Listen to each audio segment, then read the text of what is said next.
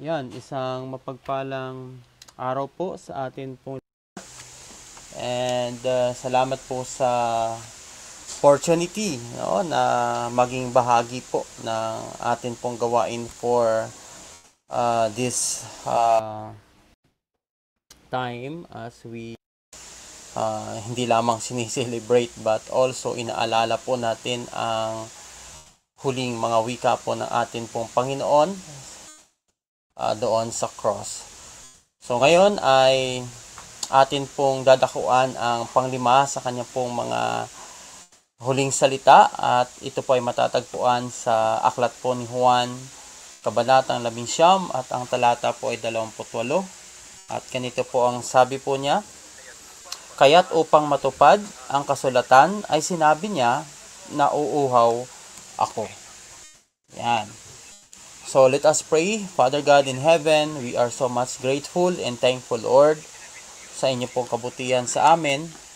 Salamat po sa patuloy na kalakasan and even sa patuloy na pagpaparamdam niyo po sa amin ng inyong pong pag-ibig sa iba't ibang aspeto po ng amin pong buhay. At nawa sa mga oras na ito as we study your words, I pray na patuloy nga po ikaw ang maitaas at mabigyan ng glory and honor, Panginoong Diyos. And also give us wisdom, knowledge, and understanding as we study these words na mula, Panginoon, sa inyo. Muli po, maraming salamat. This all I ask in Christ's almighty name. Amen. Ngayon, ito pong panglimang salita ng atin pong Panginoon ay nagpapakita po ito ng isang kalagayan po ni Jesus Christ at ito po ay ang kanyang pagiging human. And bilang isang tao, alam naman po natin na isa sa pinakapangunahing kailangan po natin ay walang iba kundi ang tubig. Sinasabi nga na according po sa ilang pag-aaral na ang katawan daw po ng tao ay nangangailangan at least ay 60 to 75% ng tubig upang maging maayos ang pag-function ng atin pong katawan. And it is so essential sa bawat isa po sa atin na magkaroon ng ganong enough na tubig upang sa ganon yung temperature ay ma-regulate ng maayos, maging yung cellular functions ng atin pong sa atin pong katawan, at nakakatulong din siya kapag naging balance ang atin pong tubig. Ang tubig sa katawan natin ay nakakatulong sa para doon sa removal, yung waste removal ng atin pong katawan. So napakahalaga, mga kapatid sa Panginoon, kaya lalo na sa panahon po ngayon, mahalaga po na dapat after ng exercise at sa panahon na napakainit, dapat po ma-maintain natin yung enough na tubig na dapat sa katawan po natin. But of course, ang mga salitang ito ay hindi lamang tumutukoy sa aspeto po ng pagiging tao ni Jesus Christ, kung bakit niya nasabi itong salita na ito, dahil as we all know, alam naman natin na marami pong tubig fluid sa kanyang katawan ang nawala nung siya po ay naipako sa cross.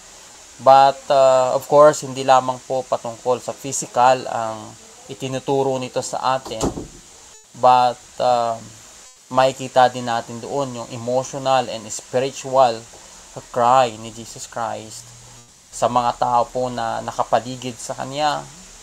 Blindness, sila ay binulag ng kasalanan, sa halip na bigyan ng halaga itong sacrifice ni Jesus Christ, ay nandun yung kanila pong pagbibigay ng hirap sa atin pong Panginoon.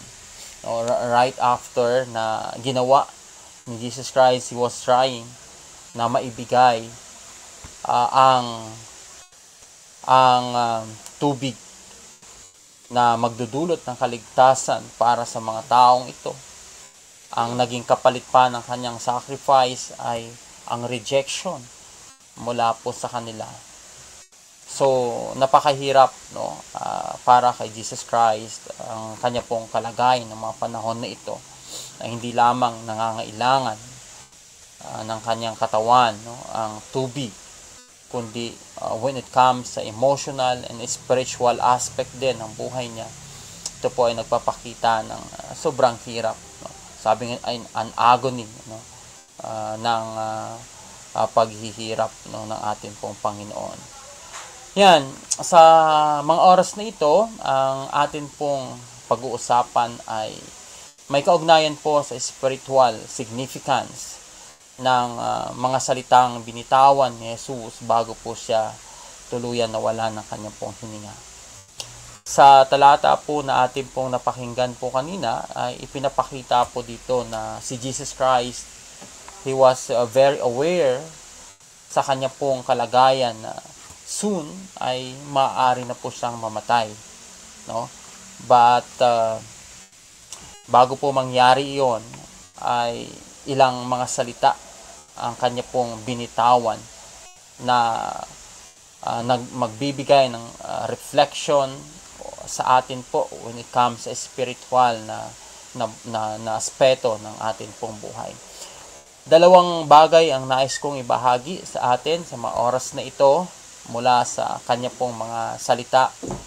Ito nga yung I am thirsty, or nauuhaw ako. So una, na bibigyan po natin ng pansin dito, it is an accomplishment or fulfillment ng mga salita po na sinabi sa scripture, particularly sa ilan pong mga talata, aklat sa Biblia, lalo na po dito sa aklat ng mga awit. So ito pong salita po niyang I am thirsty, ito po ay makikita natin, no, doon sa tatlong part ng aklat ng mga awit. Una diyan yung physical thirst doon sa mga awit 22 or 22, talatang 15, na inilarawan ni Jesus Christ doon ang kanya pong lalamunan, tuyo, no, na gaya ng isang abo, or yes. And also itong Psalm 69 verse 21, pinapakita diyan kung ano yung ibinigay, no, ng mga sundalong ito nung siya ay umiinom o humihingi ng tubig, no, at sabi doon sa halip na tubig, ang ibinigay ay suka ang ibinigay sa kanya. And in Psalms 42 verse 2, spiritual thirst, no, na mula sa atin pong Panginoon. So, alam ng Panginoong Diyos na ang Panginoong Jesus na malapit nang siya ay mamatay, at nangailangan na siya ay malakas, no, sa huling bahagi ng kanyang buhay. Sa ibang mga talata po ng Biblia, bago binanggit ng Panginoon ang huling mga salita niya, ay kumbaga nandoon yung pagbibigay niya ng buong lakas, no, ng pagsigaw. At bilang isang tao na nasa kalagayan po na yung kanyang lalamunan ay tuyo, no, at nangangailangan po ng tubig para maging maliwanag ang kanyang pagsasalita, no, maintindihan. So kaya nga humingi ng tubig si Jesus Christ upang siya ay lumakas at yung last push, no, bago siya mamatay, no. So to accomplish kung ano po yung sinasabi ng scripture. Alam niyo mga kapatid, sa Panginoon, bago pa mangyari itong pagpako ni Jesus, ay sinasabi na sa banal na kasulatan ang mangyayaring ito sa atin pong Panginoon. At napakahalaga po na bahagi sa plano ng Panginoong Diyos ang kamatayan ni Jesus Christ para po sa kaligtasan ng buong sangkatauhan. No? Kaya nga ito pong pagkamatay ni Jesus sa krus ay pagpapakita po ito ng tagumpay laban po sa kasalanan, laban po sa kamatayan. At sa pamagitan ni Jesus Christ ay maisa sa katuparan ang sinasabi ng banal na kasulatan. And indeed, no, sa kanya pong pagkamatay doon sa cross, ay makikita po natin na na-accomplish ni Jesus Christ yung sinasabi ng banal na kasulatan at yung plano ng Panginoon sa buong sangkatauhan. At ano yon? Ano ba ang mission ni Jesus Christ? Kakaiba yung mission ni Jesus Christ, no? Ang to sacrifice yung kanyang buhay para sa kapakanan ng buong sangkatauhan. At hindi lamang nangyari ito, kundi na isa katuparan pa niya yung sinasabi ng banal. So, makikita natin ang word ng Panginoong Diyos ay nangyari sa pamagitan po ni Jesus Christ. So, isa sa mga spiritual significance po nito sa bawat isa po sa atin na ang banal na kautusan ay natupad sa panahon po ni Jesus Christ nung siya ay namatay doon sa cross. At ito ay isang bagay na hindi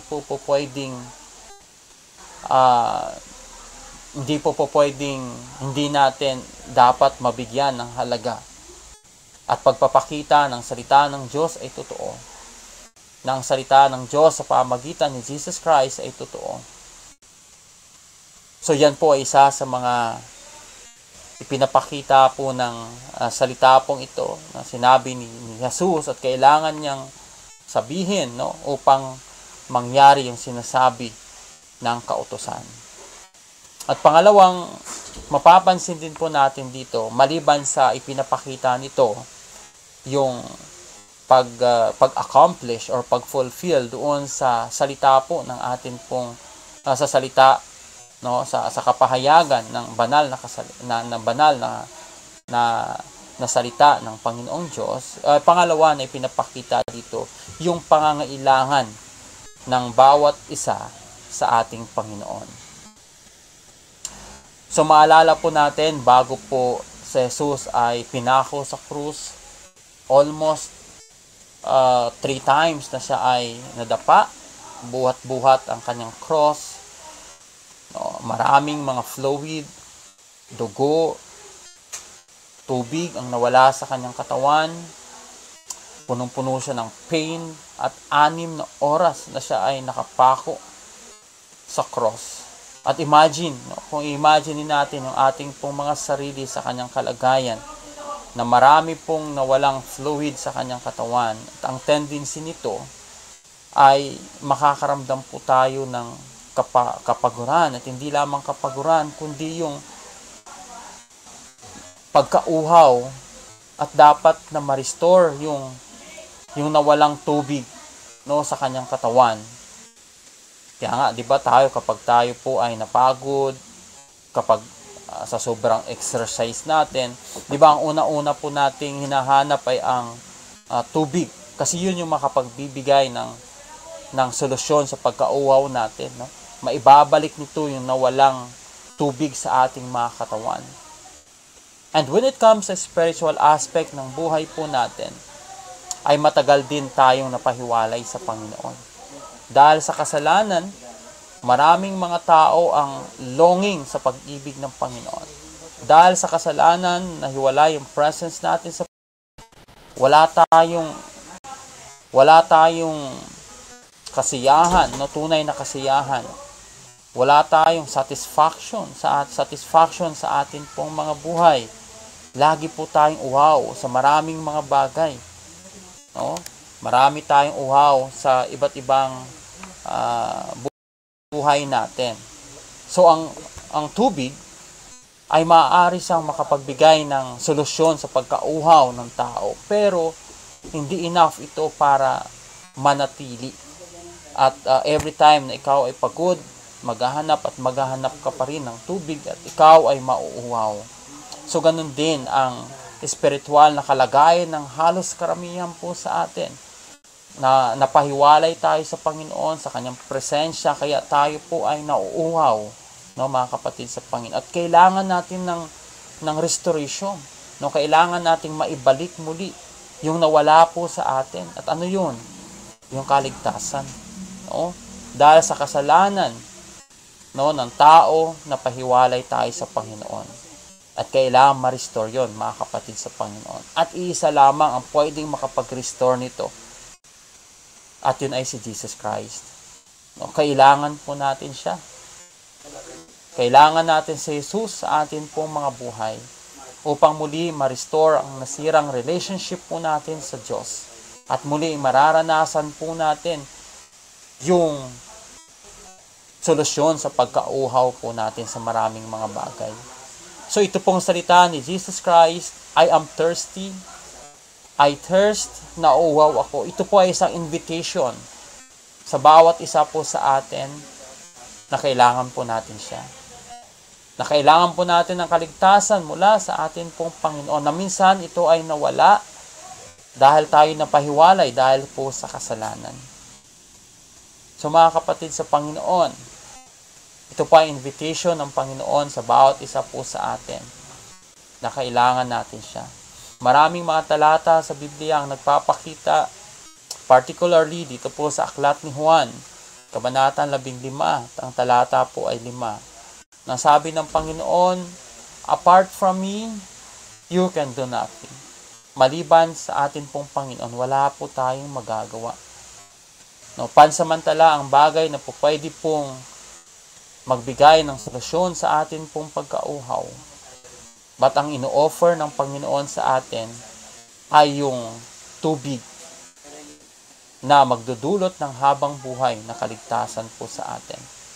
Ito yung tubig na binabanggit niya dito po sa Aklat ni Juan, Kabanatang 4. Ang mga talata po ay 13 hanggang 14. Na ang tubig na ino-offer ng atin pong Panginoon ay magbabatis, no, sa atin pong mga puso. At magdudulot ito ng habang buhay na kaligtasan po sa atin. Magbubukal sa atin pong mga puso. Magdudulot ng habang buhay na kaligtasan po natin. Kaya nga, we need Him, no, mga kapatid sa Panginoon. Kailangan natin si Jesus sa atin pong mga buhay. Sa panahon po natin ngayon, mayroon po tayong pangailangang physical at mayroon din po tayong pangailangang spiritual. Ang mundo ngayon ay nangangailangan ng kaligtasan. No, marami pong bahagi or part sa buong mundo na nawawalan na ng malinis na tubig. Dala po ng climate change, maraming mga puno ang nasira, karagatan, no? Kaya nga namamatay na ang atin pong mundo, no, sa kasalukuyan. At kailangan po ng tubig. Pagdating naman po sa human community, marami po sa atin na nangangailangan ng malinis na tubig. Dahil marami po mga ilog, maraming mga kagubatan, maraming part sa atin pong paligid ang marumi na. Kaya nga sa halip na ang tubig ay libre, no, tayo po ay naghahanap ng malinis na tubig, binibili po natin. Kaya nga marami po, no, especially ang mga scientists, sinasabi nila, ang prediction nila pagdating daw ng panahon na ang susunod daw na world war, no, ay may kaugnayan po sa tubig. Maraming mga bansa ang mag-aagawan sa malinis na tubig dahil unti-unti nang nauubos, no, ang tubig po natin. And as individual, marami din po tayong pagkauhaw. Nauuhaw tayo sa pag-ibig. Na bagamat ikaw ay mayroon ng asawa, mayroon ng girlfriend or boyfriend, pero hindi naging enough at mas hinahanap pa natin, no, pag-ibig sa iba. Ito po ay dala, no, mga kapatid, po sa Panginoon ng atin pong kasalanan at napahiwalay tayo sa presence ng Panginoon. Wala pong satisfaction, no, sa atin. Hindi lamang ang pag-ibig, tayo din po ay nauuhaw no, sa kalinga ng ating family. A sense of belonging. No, nais po natin na tayo po ay nangangailangan ng iba. Nangangailangan din po tayo ng support, no, sa atin pong mga kaibigan, especially sa panahon po na tayo ay nahaharap sa iba't ibang struggles and pagsubok ng buhay, sa ating mga failures. No, kailangan natin yung suporta nila. At sa atin po na na-realize na tayo nagkaroon ng kamalian sa ibang tao, we also thirst for forgiveness, restoration, no, yung ating relationship sa kanila. At ang higit sa lahat, dahil po tayo napahiwalay sa Panginoon sa napakahabang panahon, we thirst for an experience of God. Yung experience sa Panginoon Diyos, yung presence ng Panginoon, doon po tayo nauuhaw. Kaya nga, wala pong satisfaction ang mga bagay na ginagawa natin dito sa mundo. Wala pong joy. Wala pong kapayapaan. Dahil ang dala ng mundong ito ay temporary lang. Gaya po ng tubig na nabibigyan nito ng solusyon ng ating pagkauuhaw. But sa panahon na tayo po ay napapagod, kailangan pa rin natin ng tubig. But yung tubig, mga kapatid, na ino-offer ng Panginoong Hesus sa atin, ito po ay ang tubig na magbibigay at magdudulot ng habang buhay sa atin. At yun po ang makapagbibigay ng tunay na satisfaction sa bawat isa po sa atin. So, ang salitang ito na binitawan ng Panginoon ay nagpapakita ito sa bawat isa po sa atin that we need Him sa atin pong mga buhay. We thirst for our Lord Jesus Christ. No, nauuhaw po tayo sa presence ng ating pong Panginoon. Kaya nga, mga kapatid sa Panginoon, sa linggong ito, no, particularly sa araw na ito, atin pong pinag-aaralan ang mga salita ng ating pong Panginoon. I believe, naniniwala po ako na hindi lamang po ito basta-basta sinabi ni Jesus Christ, but mayroon po itong implikasyon, mayroon po itong significance pagdating po sa atin pong spiritual na relationship sa atin pong Panginoon. At dapat na makita po natin ito, huwag tayong mabulag, no, sa iba't ibang bagay na mayroon sa mundong ito, na ang dala ay pansamantala lamang. At kailangan po natin si Jesus Christ na makapagbibigay ng tunay na satisfaction sa atin. No, si Jesus Christ na makapagbibigay ng kasapatan po sa atin. No, na makapagbibigay ng habang buhay na kaligtasan po sa atin. So nawa, mga kapatid sa Panginoon, ay nakita po natin ang halaga ng wika na ito ng atin pong Panginoon. Na bilang isang tao, kailangan po natin siya para po sa ating kaligtasan. Nawa, tayo po ay pinagpala ng Panginoong Diyos sa mga oras na ito at patuloy na ilagay ng Panginoong Diyos sa ating mga puso ang mensahe niya na ating pong narinig. Let us pray. Ama naming Diyos na makapangyarihan sa lahat, pinupuri ka po namin at pinapasalamatan dahil napakabuti niyo po sa amin, Panginoon. Ilang beses po kaming nadapa, ilang beses po kaming hindi naging kalugod-lugod sa inyo, Lord. But thank you so much for sa patuloy na pag-invite sa amin ng kaligtasan. Especially, Panginoon, sa mga wala pa pong personal na kaugnayan sa inyo at hindi pa na-restore yung kanilang relationship dahil po sa kasalanan, Panginoon. Lord, we pray for your forgiveness and for your love, no, sa bawat isa po sa amin. Patuloy nawa namin na naisin, i-desire ang muli pong maibalik ang nasirang relasyon na ito sa inyo. And now, Lord, mayroon po kayong pinrovide sa amin. Hindi po ito kagaya ng tubig na pansamantala lamang na ibibigay nitong katugunan sa amin. But ang pinrovide niyo po sa amin ay ang source, Panginoon, ng buhay na walang hanggan. At yun ay walang iba kundi si Jesus Christ. Kaya naman, Panginoon, salamat po for reminding us sa mga oras na ito na wala na pong ibang kailangan po kami upang bibigay at makapagtugon sa amin pong pagkauhaw spiritually, kundi ang amin pong Panginoong Hesus lamang. Thank you so much. Bless each and everyone sa mga oras na ito. At sa ko po pinagkakatiwala ang lahat ng ito. Sa pangalan ng aming Panginoong Hesus, ito pong aming samot dalangin. Amen at amen.